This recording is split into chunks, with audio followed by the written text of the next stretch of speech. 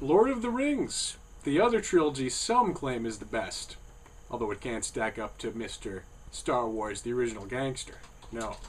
Now, I'm as much of a Rings fan as the next guy. Don't think I'm some bad guy here. I love the Rings. I love Aragorn. I love Gimli. I love elves. You know what I mean? But it's just it's just not as rich as the Tolkien. I mean, Tolkien's rich, okay? He invented a world where elves and dwarves and man all fight over a ring. A bunch of rings, but mainly that ring that goes in the volcano. Mount Doom. That is a struggle. It's a decent story, okay? Very solid, but not compared to Star Wars. No. The Death Star was blown up in the first movie. Rebuilt in the third movie. The second movie had Star Destroyers. A whole bunch of cool stuff. Now, Lord of the Rings. The first movie, you just have a bunch of orcs fighting. Look at me. You got Sean Bean, who is pretty solid. Not Peter Cushing solid, but close. Okay? And he's, he gave the first movie a lot of class. The second movie, Two Towers, there's like a big fight with a wall, which just shot for shot ripped off Army of Darkness. I mean, let's face it. Army of Darkness did this all before better with stop-motion skeletons. But that's just my opinion.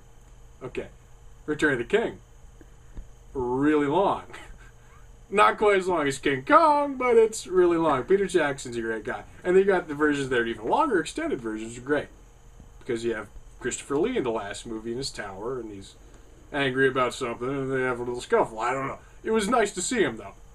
I mean, Lord of the Rings, sometimes it's a little slow. You have the steward king guy. He's like, oh, I'm a steward. But now I'm not a steward. Because the guy from Chucky was like worm tongue. He's like, oh, I cussed you out. Like Thor or something? I don't know. It's a lot like Thor when I look back on it. Thor. But anyways. Yeah, Lord of the Rings is a good trilogy. Vigo was solid.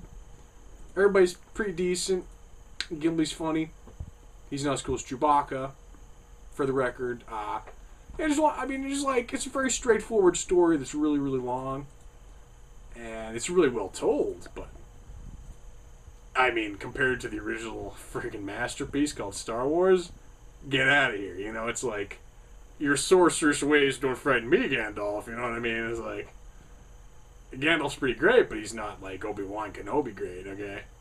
He's not Yoda great. There's not even a Yoda equivalent. What we got? We got Gollum?